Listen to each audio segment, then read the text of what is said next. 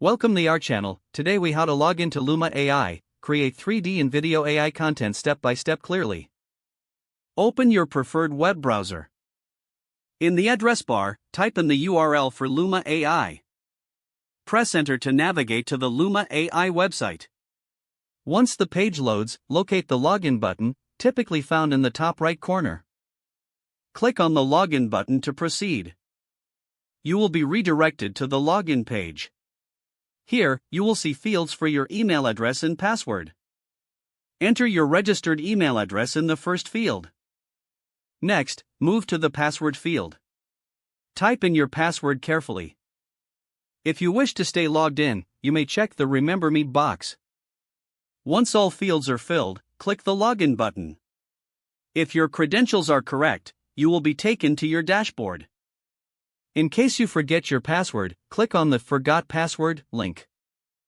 Follow the prompts to reset your password via the email sent to you. If you encounter any issues, check your internet connection and try again. Now that you are logged in, you can start creating 3D and video AI content. Explore the various tools and features available on your dashboard. Begin by selecting the type of content you wish to create. Follow any additional prompts to bring your ideas to life within Luma AI. If the page does not load, refresh the browser or try again in a private or incognito window. Make sure you are using the correct email address, then retype it carefully to avoid small typos. If your password is not accepted, use the reset option and create a new strong password you can remember. Check your spam folder for verification or security emails, then complete any requested confirmation steps. Enable two-factor authentication if available to improve account security and reduce unauthorized access risk.